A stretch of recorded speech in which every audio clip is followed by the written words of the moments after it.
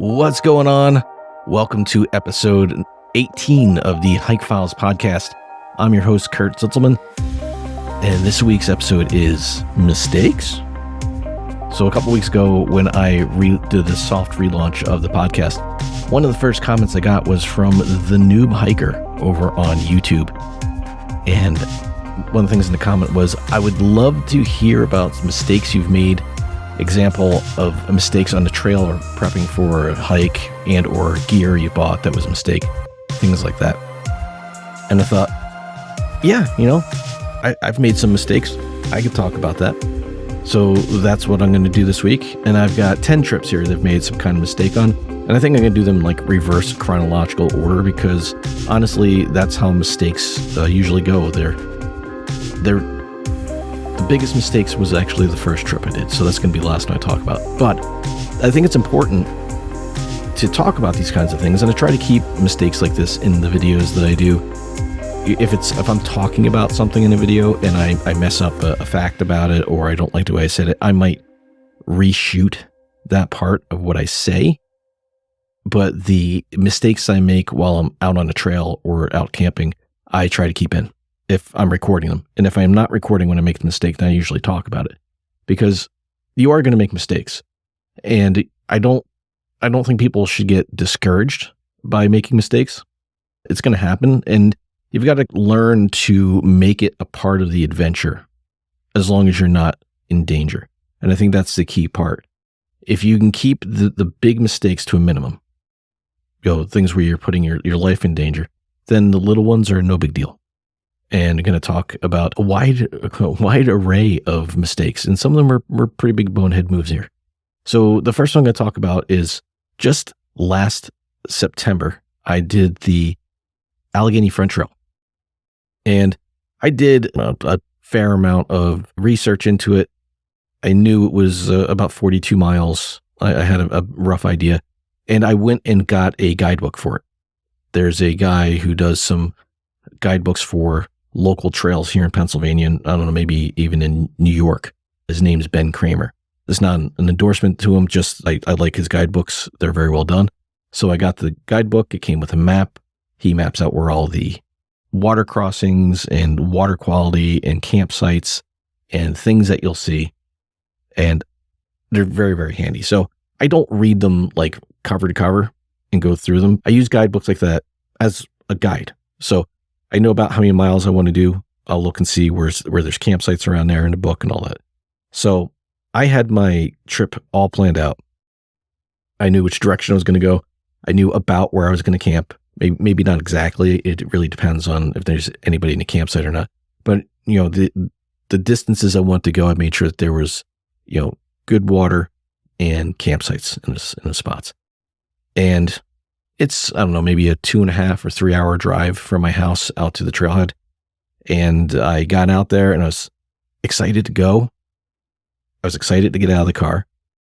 And, driving can be a little bit stressful sometimes, especially when you're on the highway and people are driving a little bit crazy. So by the time I got there, I was ready to be out of the car. So I get out, I'm getting my gear together. I really, when I'm planning on doing a trip solo, I really want to hit the trail with nobody around.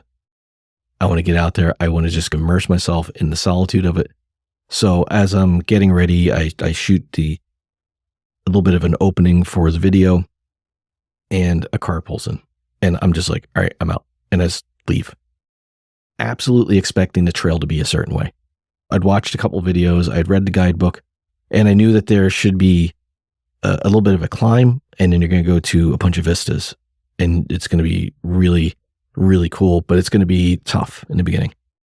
And I'm hiking, and I just, like I said, I saw that car, and I was like, I want to get out on trail. And I took off, and I go maybe a mile and a half, 2 miles, and I realize I went the wrong way.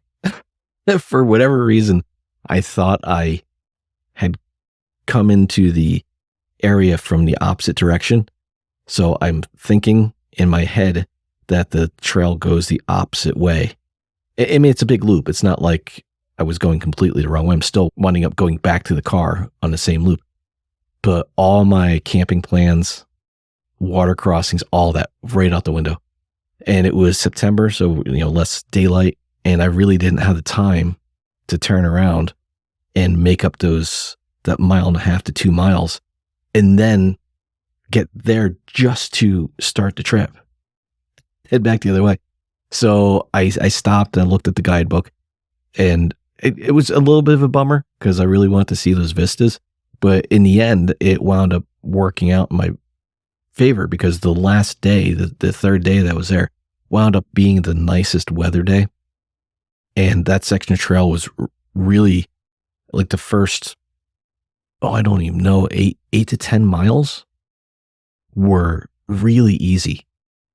Not real rocky or anything like that. And I was able to just cruise, still enjoy what I was seeing because a lot of it goes through a state park on the last day if you're doing it the direction I went. And so a lot of it's on state parks or really well maintained trails. And I was able to cruise, enjoy everything I was seeing, and then get up to those vistas right as it was getting to like the nicest part of the day. I had my lunch up there and I took my time going across the last few miles up those vistas. So it really did work out in my favor. So mistakes aren't always a bad thing. You just can't let them get you down. So number 9, so that was number 10. Number 9 was just a really big miscalculation for me.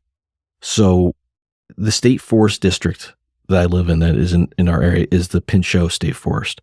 And there are some larger tracts of land, like where the Pinchot Trail is, and Moon Lake and Macanaqua. These are really big tracts of land. There's plenty of trails and there's all kinds of options for hiking and camping and all kinds of stuff. But then sprinkled throughout the area, there's these little tiny tracts of land that might be 2 to 5 acres. And some of them you have easy access to, some of them aren't such easy access. And one of these is up on top of the mountain range right next to my town here. And you can get to it, I thought, by going through one of the local preserves. And you could get to it, so I thought, by going through one of the local preserves here. And then there's some state game lands. And then it looks like, in a couple spots at least, the state forest kind of butts right up to that game lands. Now, it's important to note that in most preserves, they're usually owned by private or nonprofit organizations. They generally don't allow camping. State game lands, there's no camping. In Pennsylvania game lands, there's no camping. You can hike in there, you can hunt in there, but you can't camp. But in state forests, depending on the district, and Pinchot is one of the districts where you can camp. You don't need a permit as long as you're not planning on staying there more than one night or in the same campsite for more than one night. So my idea was I'm going to load up my backpack and I'm going to hike through town, up the hill, through the preserve, into the game lands, through the game lands, into the state forest. I'm going to find a spot, a camp, and then I'll hike back the next day. Now, what I did not take into account was it was one of the hottest days of the year. And to get up to where this section of the state forest is, you basically go from one of the lowest spots in the valley to the highest point in the county in just a couple of miles. And it's all road hike. So there's no like trails that you're on. You're just out in the open in the road on one of the hottest days of the year. And you don't realize how steep it is to get up there when you're driving, when you're in a car. You do realize it when you're on foot and you're walking up that road and it's 97 degrees. It was brutal. And then you got to hike up to the top. I get all the way up to the border of the state game lands. And there's like an old forest road up there. And I'm on that. It's swamped out. There's like 1.5 miles of the road that's just underwater. And at one point I just had my shoes off and I was walking through it, but I couldn't keep hiking like that. So I had my shoes were soaked. Everything was soaked. I get to the end where I should be going into the state forest and there's a no trespassing sign. And I can't tell if it's because there is private property right there, according to the map.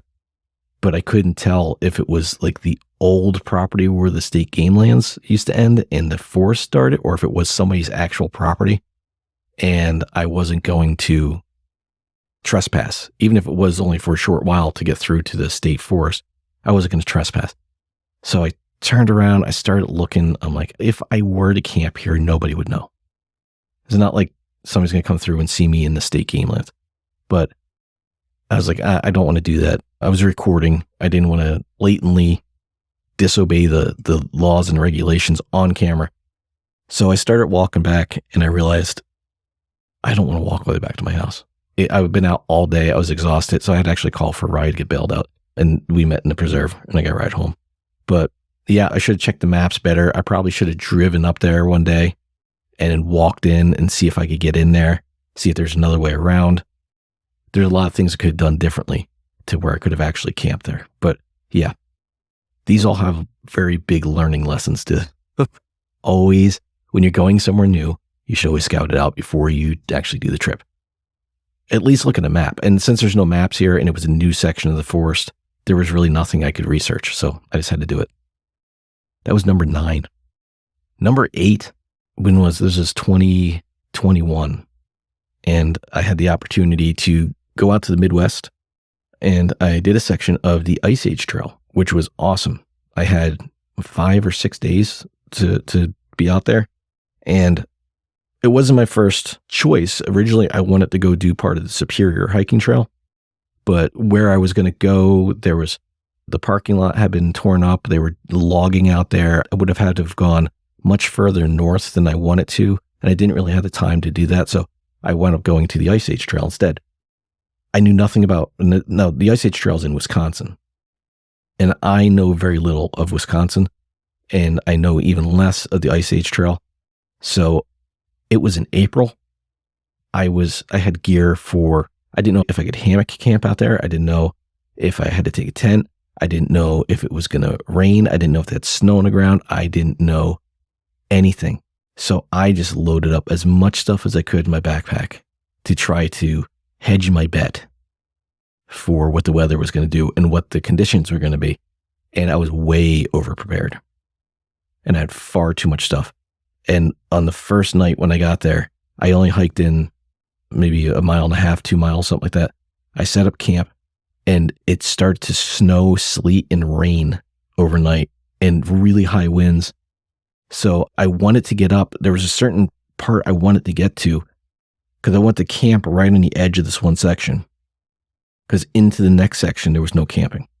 And it was like a 12 to 15 mile rail trail section.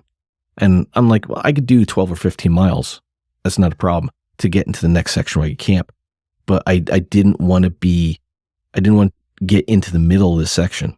I think there was only one campsite along that rail trail. And it was just like on the side of the rail trail next to, I think, a road. It was not a good spot. And I would have had to sleep on the ground. It was not a good spot for me to camp. So that first morning, the weather was so bad, I couldn't leave camp when I wanted to because the weather was so bad.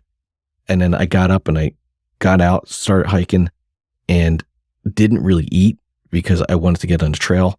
I came across a warming hut. I went in there. I aired out all my stuff. I ate my breakfast, and then it killed my momentum for the trip. Plus, my pack was really heavy. So I wound up finding a camp for that night and then hiking back to the car the next day, sleeping in the car on the third night. And then for the rest of the trip, I just moved to another section of the trail. And that's where my second mistake comes in. I went out, I don't know, 9 or 10 miles, hiked down the trail, found a campsite, and decided instead of hiking any further and then trying to make the entire trip back to the car on the last day, I headed back towards the car on the second to last day, and then just found a campsite down the trail a little bit from where I was parked. So that way in the morning, I could just head right down to the car. And went the exact opposite. Since I had the car right there, I dumped everything in the car except for what I absolutely needed to camp. So I went super light. And then I set up camp, and then I finished off that section of trail. And all I took with me when I finished off that section of trail was my water, my camera, my phone, and a Cliff Bar. And I apologize if you can hear my freezer self-cleaning in the background. So that's all I had with me. And that morning, When I got up, I'd heard what I thought were wolves off in the distance. As I was hiking back to where the car was parked, I saw large canine prints in the mud that I did not see the day before because I was basically doing it out and back. And then I set up camp. I hiked out to, I don't know, 3 to 4 miles, I think, out to the end of this section, just so I could say into myself, I completed this entire section. And I got out there, I turned around, I was heading back, and I got growled at by a wolf. And it was somewhere right off the trail. And all of a sudden it dawned on me, I don't have anything with me. I don't have my knife with me. Not that it would have done much. And I don't carry a gun, but I had nothing. I don't even think I have my keys with me. I think the keys were in the backpack by the hammock. So I couldn't even make makeshift brass knuckles with my keys or anything. So really not a wise thing. I should have at least, especially not knowing the area and knowing the wildlife in the area, I should have taken at least my knife with me. It wouldn't have done a whole lot. And I wound up being okay anyway, but it would have been something. To number 7 now. This was just before that, a couple months before that, I was in Arizona, and it was towards the end of my trip. I met up with Tyler, Hiker G16. He has a YouTube channel. I think he's still doing videos. And he worked out there. And he wanted to meet up and do a backpacking trip while I was still in town. And we did a makeshift trail because you have to have a permit to camp in the Grand Canyon. And we didn't have the time to get a permit. So we hiked on the very western side of the Grand Canyon where it's next to the Kaibab National Forest. And in the National Forest, you don't need a permit to camp. So we hiked down the Hermit's Rest Trail to an area called Dripping Springs. And then we took this trail called the Silver Bell Trail, if I remember correctly, which is like an off-trail, non-maintained trail. So you got to know where you're going. And we took that trail up out of the canyon into the state forest, into the national forest, where we had a vehicle waiting for us with the bulk of our gear. So basically slack packed out to where the car was. And then we had firewood, we had all our camping gear, we had food, we had all that stuff in the truck. And I forgot that I had thrown my water filter in my backpack, in my big backpack, which was in the truck where we're going to camp. So we got to camp, we set up, we had a fire, we were eating, we were just having a good time. There's 3 of us there. We're just having a good old time. My second to last or third to last night I was out there. So we're really just enjoying ourselves. And I completely forgot my filter was in the bag. I'd been using it the whole time I was out there. So it had water in it. And the temperature went down to 9 degrees Fahrenheit. It was cold. And I woke up in the morning and it dawned on me, oh man, my filter is in my bag. So it definitely froze. Now, I've never seen I think Sawyer, last time I looked, they say they don't think freezing will damage the filter, but it could. So I never like to take that chance. So luckily it was the end of the trip. I didn't have to replace it while I was out there, but I did when I got home. I immediately bought a new one. So always make sure you either have your filter, like I should have taken it out and put it in my pocket and slept with me in my pocket under my quilts. We had blankets and stuff too. We just took all kinds of stuff. So we made sure we stayed warm, but it would have been okay if it would have done that. But I forgot it was in there and destroyed my filter. Number 6. Well, let's see, this had to be early 2020. I know it was during the pandemic. 4 of us went out to Western PA to Oil Creek State Park, and we did the Girard Trail, which is a 36-mile backpacking trail. It's one of the few backpacking loops that is a backpacking loop that you can camp on that is solely within a state park. Usually backpacking like that isn't allowed in state parks. You can hike, but you have to camp at like their campgrounds, their rented campsites. So this is one of the few backpacking loops in Pennsylvania that is within a state park. And I should have known. I was using Columbia. I forget what they're called, but they're like the Columbia equivalent of the Merrell Moab boots, the hiking boots. And they weren't that old. But I should have checked. 36 miles, I should have checked. But the insoles were starting to fail, and I didn't realize it. They shouldn't have. With the amount of miles I had on them, they should have been fine. But I started to feel on the first day, like my right foot, I'm like, something doesn't feel right in my shoe. The second day, I really started to notice it, so I slowed down. I'm like, I know where we're going. You can only camp in 2 spots on that trail. You can't primitive camp. You got to go to there. They have a lean-to camping area on either side of the loop. So I knew where we were going.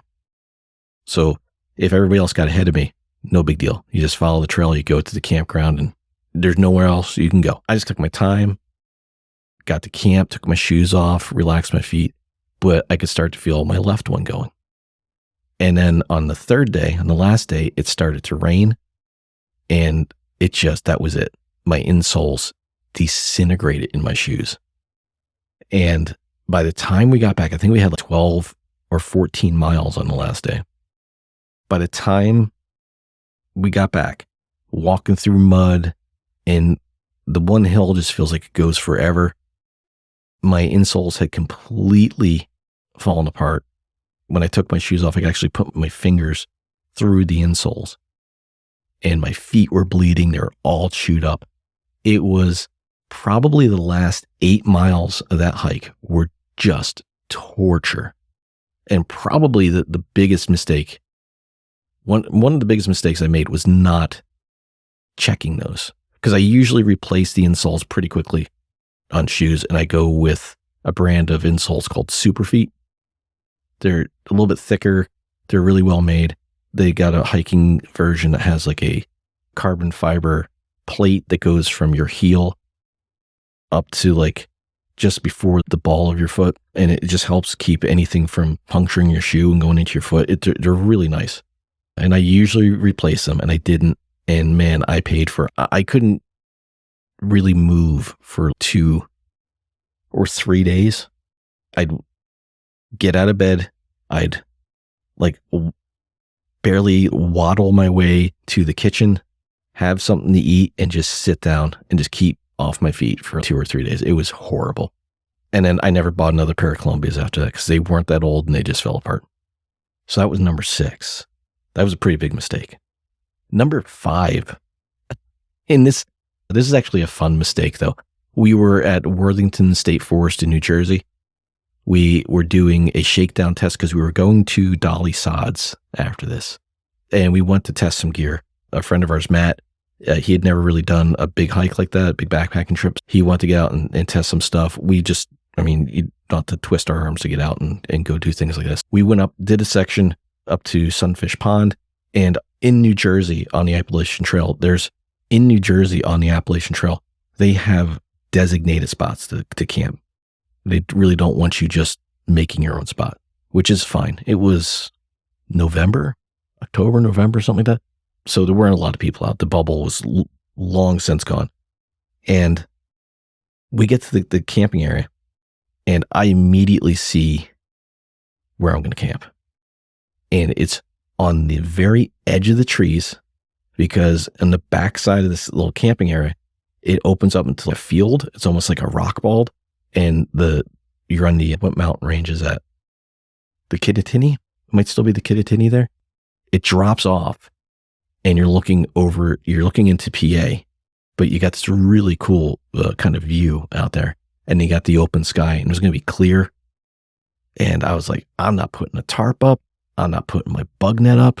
I'm going to set up on the last 2 trees that I can set up on and still reach.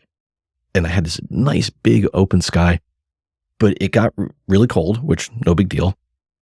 The big deal was the wind, and the wind was coming up the mountain and hitting that big opening and just clobbering me, because I had no tarp.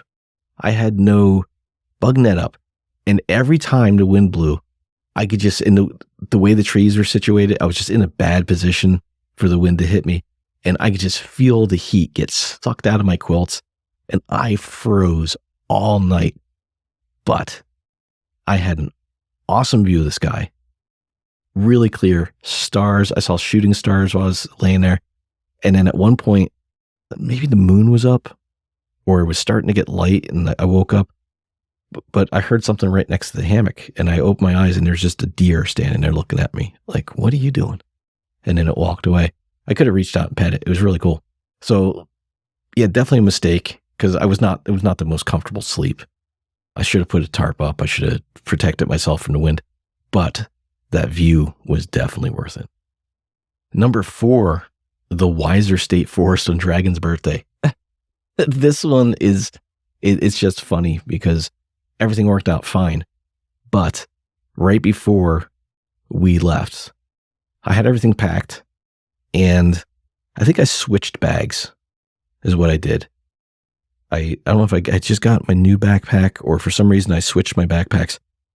And when I took everything out and I switched over to the new bag, for some reason I left my tree straps for my hammock sitting on my sofa, and got all the way out there. We were in the Weiser State Forest. We weren't near anything.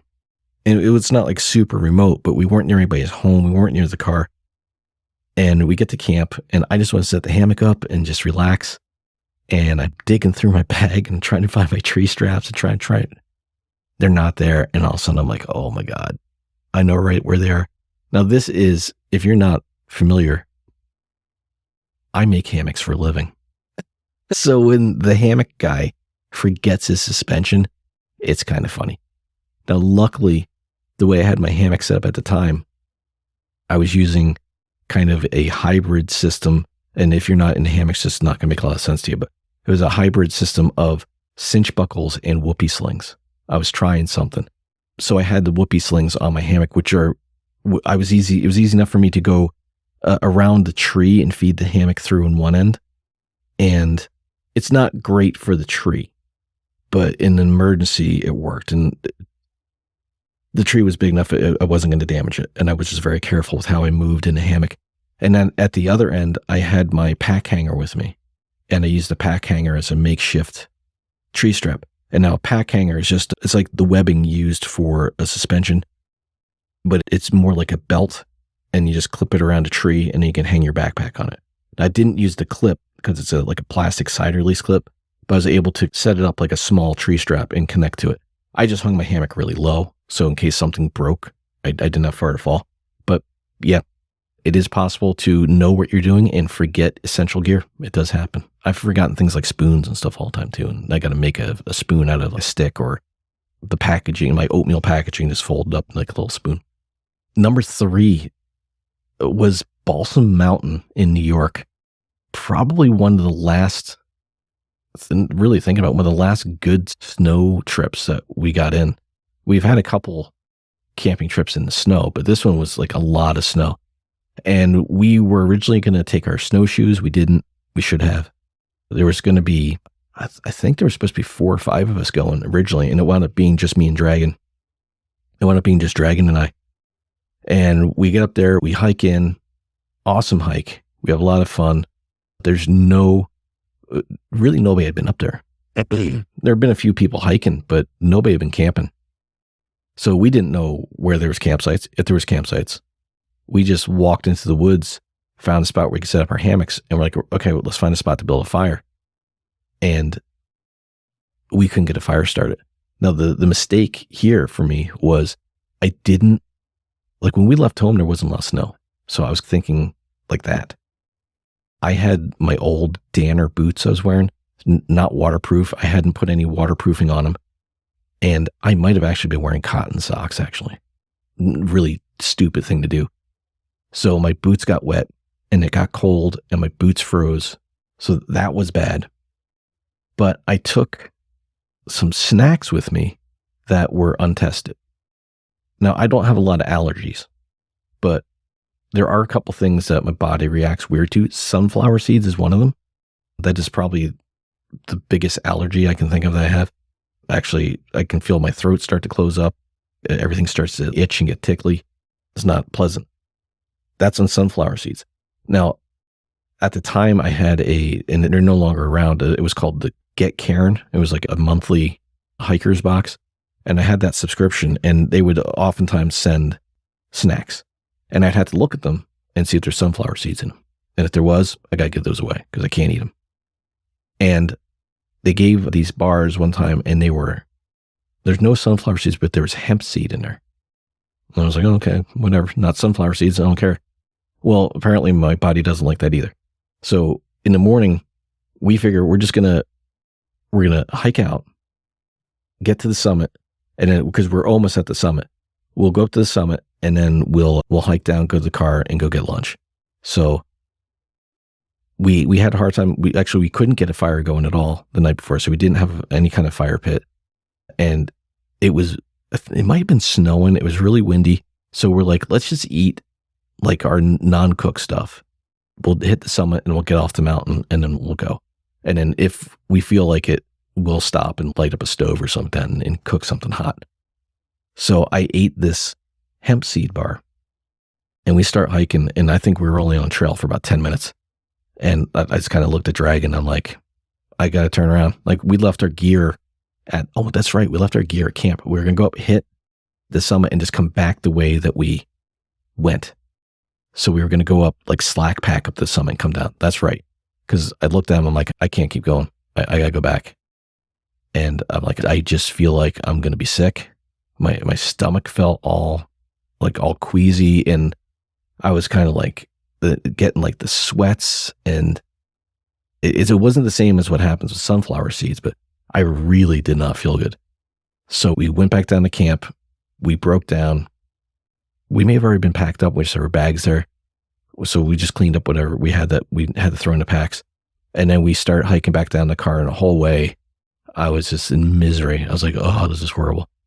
And we got maybe a mile from the bottom, and I just ripped a big fart and felt fine. And then I was fine after that. But it could have been worse. It could have been a much worse allergic reaction. So I don't eat hemp seed now either. Number 2 is up in New York as well. And this is on the Phoenicia East Branch Trail. It was my first really big for me at the time, solo trip where I went up to the Catskills. I think it was in March, it might have been February or March. We had a warm spell and there was very little snow anywhere. And there was a huge nor'easter on its way. So maybe a mistake there for me just being like, oh, I can thread the needle here and get this trip done before the snow hits. But I got up there and I wasn't wearing my go-to boots at the time, were my Danners, which are big boots. I didn't take those. And I wasn't thinking about that because they have all kinds of protection around the toe. And I got to a spot where I bushwhacked off the trail to hit a summit because there's no trail that goes to the summit. So I found my way up to the summit and I'm standing up there and there's no view. And I'm standing on 2 rocks and one of them rolled a little bit. And in my mind, I'm thinking, I'm fine. I got my Danners on. I didn't. The way the rock rolled, it pinched. The way the rock rolled, it pinched my pinky toe between 2 rocks. And I thought for a second I broke my toe. I made it back down to camp, or made it back down to where I had left my backpack to bushwhack up. I go around the corner. I figure I'll stop. I'll have lunch. I take everything out. I'm sitting on this rock bald. I drop my GPS off my backpack over the rock bald. I had to go down and get that. I never checked I used to have a much more complicated recording setup when I was hiking, and I didn't check that. And the wire to the microphone was broken. So for the first half of the day of day 1, there was no audio. It was just the crappy audio out of my old GoPro. And then the biggest mistake was I didn't prime my water filter. So I don't really use the water filter in winter. If I'm doing shorter trips, I'll just carry the water I need. I should have primed it when I was home. It had dried up and it was seized. So I get to camp. I had enough water to get to camp. I get to camp to refill in water and get ready to make dinner, and I can't filter any water. So I panicked a little bit and I didn't know what to do. So I just ate some of my no-cook stuff. I got in the hammock and I went to bed really early, like 6 o'clock. And then when I woke up in the morning, there was an incredible sunrise, and I just grabbed my filter, worked with it a little bit. It had gotten wet as I was trying to use it the night before, so it primed it, and I was able to filter water, and everything was fine. But the key for me on that one was not panicking, because immediately I'm like, oh, my filter doesn't work. I got to get out of here. And I almost just packed my stuff up and left. And I really didn't want to. And I'm like, nope, I'm going to think this out. I'm going to think it through. I'm going to rest. I'm just cranky because I almost broke my toe and my recording stuff's not working. Like I hit black ice on the way in, almost had an accident. There's all kinds of these little things that just all build up. But I stopped myself from making a bigger mistake and overreacting. And I was pretty impressed with myself for that. And then I finished the trip out. I stayed out for 3 days like I wanted to. When I got back to the car on the last day and I start driving home, it starts snowing. And so I timed it perfectly. I almost got my head in that one. I did not. Now, the number one trip where I made mistakes was my first ever backpacking trip. So this is the trip that I consider my first backpacking trip. I had done kayak camping, a lot of car camping, like some stealth camping, or just walk in and set up camp. Not really backpacking. My friend Rocco and I decided we were going to go do part of the Quijana Trail. The Quijana Trail has several cross connect trails, and we were going to do the West Cross Connect. It's about 20 some miles, and we knew we could hike that, no problem. But we were not prepared at all for the backpacking aspect. So I think our backpacks were like 45 pounds a piece, super heavy. So it started off, the day started off bad. When we wanted to leave early, I'd been out there before. There's elk out there, and I knew that Rocco hadn't seen the elk. So it made more sense to see the elk before we did the trip, so that when we were done, we could just come home, and we didn't have to try to squeeze that in on the last day, because you really only see them really early in the morning or late at night, it's sunrise and sunset. So we're going to leave really early. I set my alarm, instead of for 2 a.m., I set it for 2 p.m. and I slept right through my alarm. So we got a late start. We ate breakfast at the local Sheetz, or depending where you're from, it's like Sheetz is like a gas station, convenience store, restaurant kind of thing. And so we eat there. We get out there, we see the elk. We go to the state park where the trailhead is. We register, we grab our stuff, we go. And we should have known, our first hint of mistake that we should have stopped and eaten was, we got, I think like a mile in, or half mile in, 3/4 mile in, something like that. And Rocco realizes, oh, I left my camera sitting on the car. So he dropped his pack. He went back to the car, got his camera, came back. We should have like, wait, that was a dumb mistake. Why did that mistake happen? Oh, we haven't eaten since 3 o'clock this morning. It's now like 10. But we kept going, and we got these super heavy packs. We've got way more than we need. We drank. I mean, it's good to drink a lot of water, but we drank all of our water, and we were using hydro packs. And I don't even know if I had a water bottle with me. I might have had a Nalgene with me, but I was drinking most of my water through my hydro pack. So then we had to stop, which just adds so much weight to because they were like 3-liter platters. So it's adding a ton of water, a ton of weight. And then we get to camp, and not my mistake, but Rocco was so tired he doesn't remember if he filtered his water. So we got water, and then we made our dinner, and he's just finishing up his food, and he's like, oh my God. He's like, I don't remember filtering my water. And I'm like, yeah, but you boiled it, right? And he's like, well, he was using a solid fuel stove, and he has a really heavy duty pot. So it didn't get to a full rolling boil. He's like, well, it was kind of making little bubbles, like air bubbles were forming on the bottom. And I was like, oh man. So I filtered up some water, boiled the water, filtered it and then boiled it and left it sitting by the tree. And I'm like, if you start getting sick, just drink that water, wake me up, and then I'll get more water for you, because you don't want to get dehydrated out here. But yeah, we didn't make it. We thought we were going to do like 20 some miles, and we wound up doing like 16, but we just did an out and back.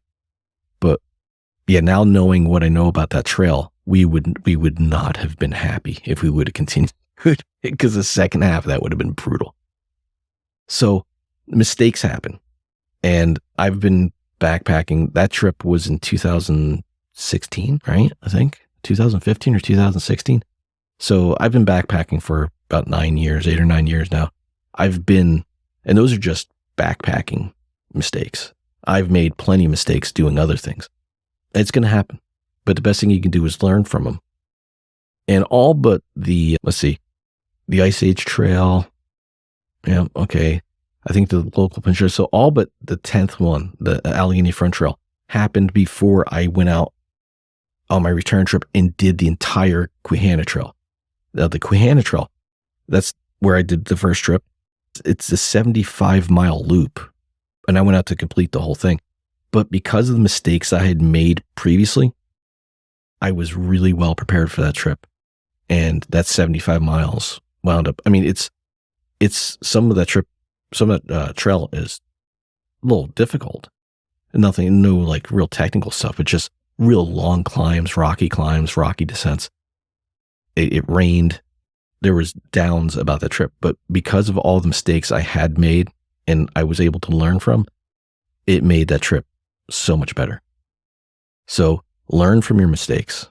Don't be afraid to make mistakes, but pay attention to the very, very most important things. And as long as you make sure you have food and you've got shelter and you've got water and you're not going somewhere dangerous, that is knowingly dangerous. Anything can be dangerous, but you keep those big mistakes to a minimum. All the little ones, you can just laugh about later. You learn from them. You try not to make them again, and then you just enjoy yourself. I hope you guys enjoyed this episode. I could probably keep on talking about mistakes. Made plenty. Just made one right there. I've made plenty of mistakes, not just in the outdoors, but in other things too. And you got to learn from them. I've talked to people who claim they never make mistakes.